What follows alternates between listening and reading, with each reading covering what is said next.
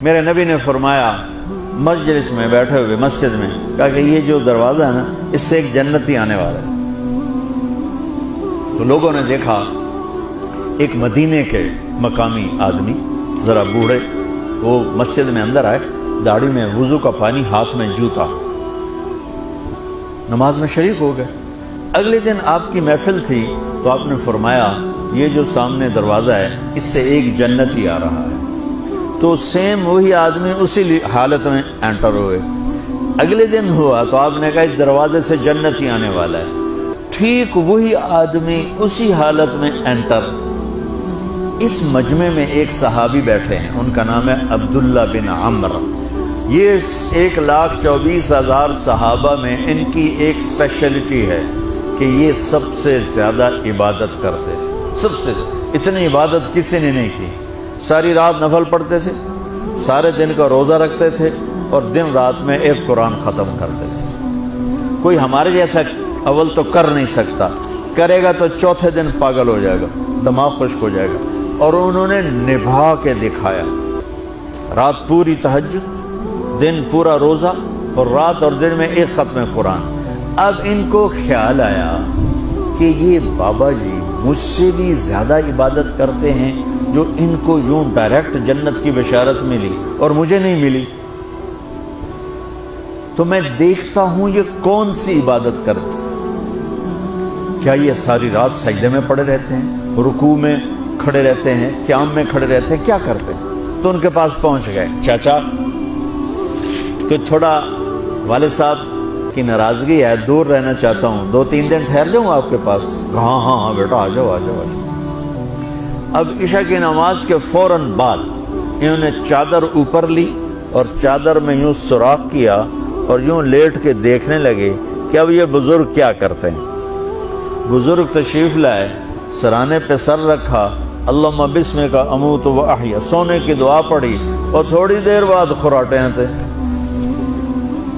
بڑے حیران ہوئے، بھئی میرا تو خیال ہے یہ ساری رات سجدہ کرے گا تو رو رو مسلح تر کر دے گا، یہ تو خراٹے چون جاندے نہ ہو جا رہے ہیں۔ اب وہ دیکھ رہے ہیں ابھی اٹھے گا ابھی اٹھے گا ابھی اٹھے گا، پھر انہوں نے کپڑا اتار دیا، ابھی سویا ہوا ہے۔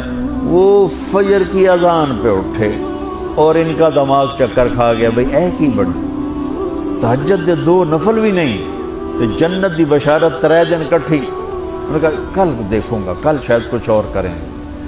اگلے دن آئے، پھر اسی طرح یوں کر کے لیٹ گئے، اور بزرگوں نے بھی یوں کیا، اور بسمک اموت و احیا، اور پورا کمرہ خراٹے نال۔ وہ پھر پریشان، یہ کب اٹھے گا کب اٹھے گا؟ فجر کی اذان پہ اٹھے تو اور ان کی حیرت بڑھ گئی، کہنے والا سچا، اس کے بات کو تو چیلنج ہو نہیں سکتا، وہ محمد مصطفیٰ ہیں، لیکن یہ چکر کیا ہے، یہ جنت مل کیسے رہی ہے؟ چلو ایک رات اور صحیح۔ تیسری رات آئے، یہ یوں لیٹے وہ یوں لیٹے، یہ دیکھتے رہے وہ سوتے رہے، حتیٰ کہ فجر کی اذان پہ آنکھ کھلی تو یہ نا پھٹ پڑے، کہنے لگے چاچا بات بتاؤں؟ کہنے کیا؟ کہ میری کوئی جھگڑا نہیں تھا ابا سے، میں نے 3 دن مسلسل تیرے بارے میں سنا جنتی آ رہا، 3 دن تجھے اللہ کے نبی نے بشارت دی، جنتی ہے جنتی ہے جنتی ہے، لیکن میں اس بات پہ حیران ہوں تو ساری رات سوتا رہتا۔ اس زمانے میں منافق بھی تہجد نہیں چھوڑتے تھے، فرض نماز تو فرض نماز ہے، منافق بھی تہجد نہیں چھوڑتے تھے۔ تو کہنے لگے کیا کرتے ہو؟ ساری رات تو سوتے گزار دیتے، کیا کرتے ہو؟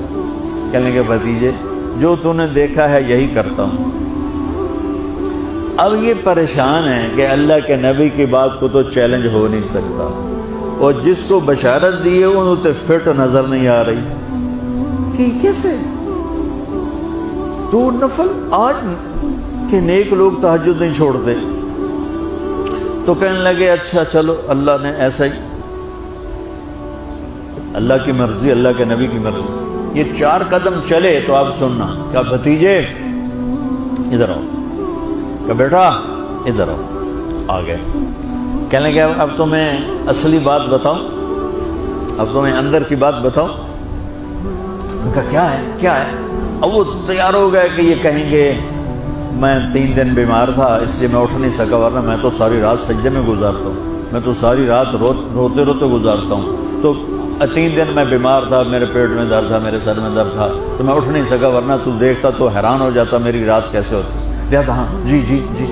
تو کہنے لگے مجھے دیکھو یہاں ہاتھ رکھ رکھا، یہ جو دل ہے نا، دل اس میں دنیا کی کسی انسان کی نفرت نہیں ہے،